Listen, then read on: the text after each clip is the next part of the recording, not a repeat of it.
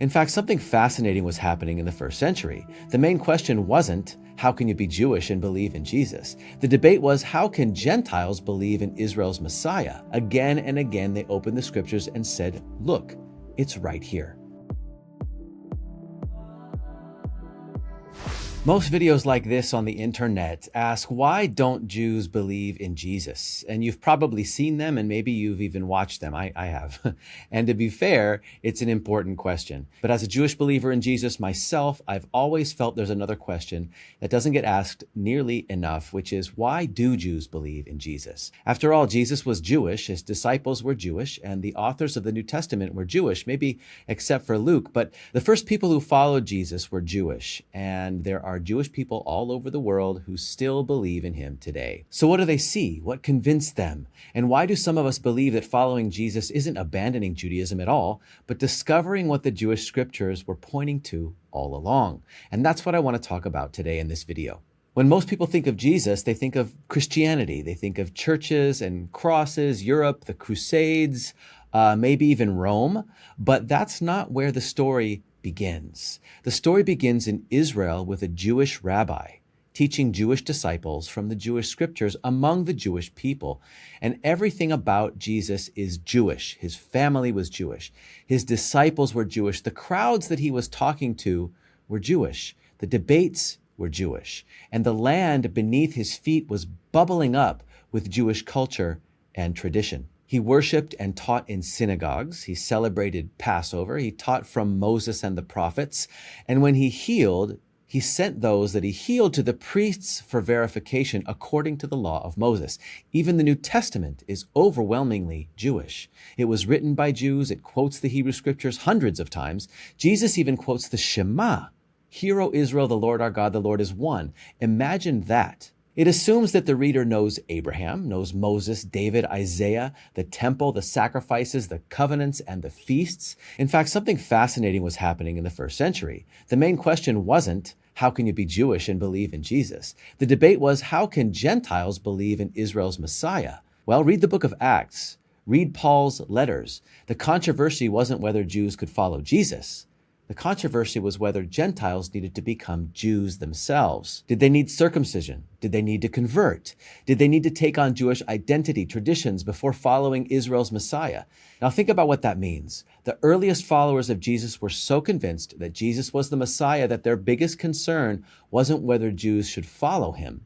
It was whether Gentiles could join them without becoming Jews. So the first century debate was not, can Jews believe in Jesus? The first century debate was, do Gentiles need to become Jewish to believe in Jesus? That's a completely different conversation than the one that we're having today.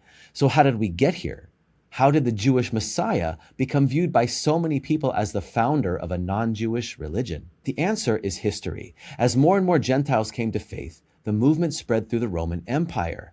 And then came the destruction of Jerusalem. There were Jewish revolts and an increasing separation between the synagogue and Jewish believers in Jesus. And over the centuries, Christianity became increasingly Gentile in its culture and expression. The Jewish roots never disappeared. They're still on every page of the New Testament, but many people stopped noticing them. But today we've reached the point where many people are surprised to discover just how Jewish Jesus really is. Which brings us back to the question, why did so many Jews believe in him in the first place? One of the biggest misconceptions is that believing in Jesus means becoming less Jewish. I hear it all the time from religious Jews. Jesus and Christianity have nothing to do with Jewish people, which simply is a massive misunderstanding of history, who Jesus is, and what it means to follow him. For many of us Jews who believe in Jesus, the opposite happened. When I came to faith in Jesus, I didn't reject the Hebrew scriptures. I became more interested in them. I started seeing connections I'd never noticed before.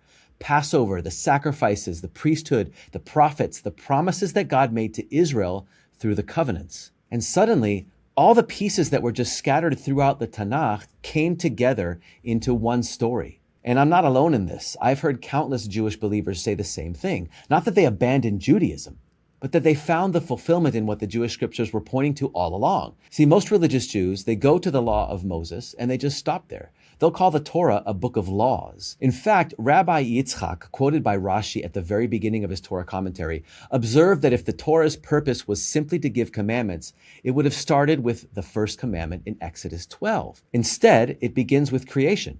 and God's relationship with humanity. That observation alone reminds us that the Torah is more than a law code. It's God's revelation of himself and his purpose in history. Yet most Jews today view the Torah, the 5 books of Moses, as a law book. Now, someone might say, but if Jesus is the Messiah, why don't more Jews believe in him? And that's a fair question.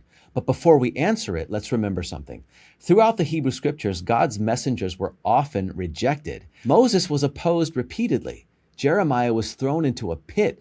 Many of the prophets were horribly persecuted and rejected, and spent their lives speaking truth to people who didn't want to hear it. Yet those same prophets are widely accepted today. Think about that. Rejection, persecution, and acceptance. That's the biblical pattern. So when Jesus comes on the scene, echoing the same message as the Hebrew prophets, no wonder he's rejected and cast out. Yet many Jews of the first century believed and followed him. Now, truth has never been determined by a majority vote, but here's something many people don't realize. There are far more Jewish believers in Jesus than most people think. Today, there are hundreds of thousands of Jewish believers worldwide, and some estimates place that number over 1 million people of Jewish background who believe in Jesus around the world. In Israel alone, there are tens of thousands. There are Hebrew-speaking congregations, Israeli pastors, Israeli worship leaders, Israeli evangelists, Israeli families raising their children to love the God of Israel and believe that Yeshua is the Messiah. Most people simply never hear about them. Now, here's something that surprises many people. There are actually more Jewish believers in the world than there are members of the Jewish Chabad movement, which is the largest Jewish missionary organization in the world with thousands of centers in over 100 countries. And you may have seen them near you with their stands and their representatives doing what they can to get Jewish people to follow their understanding of Judaism. Now, that's not an argument that Christianity is true, because we know that truth isn't determined by numbers, but throughout the Bible, some of God's faithful servants found themselves standing almost alone. The point is simply this. Jewish belief in Jesus is not some fringe phenomenon. It's much larger than people realize. It has existed continuously for 2,000 years. Now let's go back to the beginning. Why did the first Jews believe? Not because they were looking for a new religion, and not because someone handed them a church tradition. They believed because they encountered Jesus. They heard him teach with authority. They saw him heal the sick. They saw him open blind eyes. They saw him cast out demons. They saw him forgive sins in a way that only God has the authority to forgive. And after his death, they became convinced that God raised him from the dead. But it didn't stop there. They went back to the Hebrew Scriptures and began to see the whole story more clearly. The suffering servant, the rejected stone, the pierced one, the Son of Man from Daniel, the prophet like Moses, the king from David's line, and on and on. They weren't choosing between Jesus and the Scriptures. They believed in Jesus because what they saw in him matched what they found in Scripture. Peter wasn't abandoning the God of Israel. John wasn't rejecting Moses.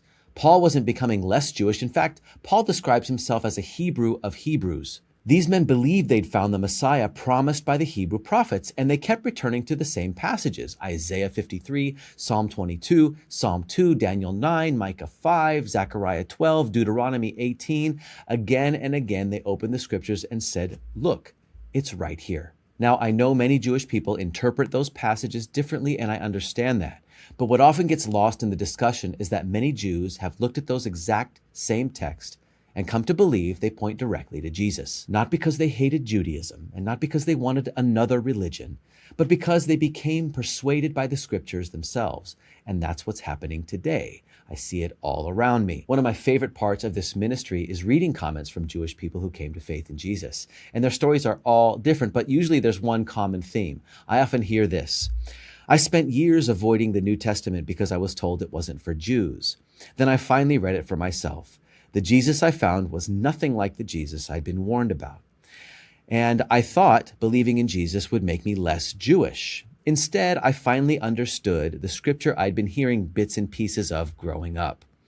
And for the first time in my life, I understood how God could be both just and merciful. And one thing I've noticed over the years is that Jewish people come to faith from every possible background. Some are secular, some are Orthodox, some are atheists who cast off the God of Israel completely, and some are academics, some have never opened the New Testament before. Others spent years trying to disprove it. Yet many arrive at the same conclusion. Jesus is not a departure from the Jewish story. He's at the center of it. Now, let's be honest. Not every Jewish person who studied these passages comes to the same conclusion. Yes, of course. The real question isn't what do most people believe? The real question is what is true. And that's a question every one of us has to answer. I hear it all the time. I'm totally happy and content in my religion. I don't need anything else, especially not Jesus. But since when does being happy and content or feeling like you're doing something good mean it's right? Many people feel good, happy, and content doing evil. That doesn't make it right. For me, the strongest evidence has always been the same evidence that convinced the first disciples: the Hebrew Scriptures and Jesus' revelation as the visible image of the invisible God. Not church tradition, not family tradition, not cultural pressure, the Scriptures and who Jesus is. When I read Scripture, I see a Messiah who would suffer, who would be rejected, who would bring forgiveness, and who would come before the destruction of the Second Temple. A Messiah who would ultimately reign. And when I compare that to the picture of Jesus of Nazareth, I find it compelling. So if you're Jewish and watching this, I want to encourage you to do something simple. Read the New Testament for yourself, not through somebody else's lens or opinion, not through social media, not through arguments. Read it. Start with Matthew and John. Ask questions. Be honest. Follow the evidence where it leads. And if you're not Jewish, the invitation is exactly the same, because the Messiah of Israel came for the whole world. The God of Abraham, Isaac, and Jacob invites all people to know him, not simply to know facts about him, not simply to know religious traditions, but to know him personally. And if Jesus is who he really claimed to be, then he is more than a teacher, more than a rabbi, more than a prophet. He's the Messiah. So instead of asking why Jews don't believe in Jesus, ask why so many Jews do believe in Jesus, and then investigate that evidence for yourself. It may change your life the way it changed mine and countless others throughout history. And if you're willing, ask God something simple. God, if Yeshua is truly the Messiah, show me. And that's a prayer I believe he loves to answer. And yes, you've found my YouTube channel, Highway 53, so like the video, subscribe for more like this, and check out the playlist of Jewish believers in Jesus. I'll link that right up here. God bless you.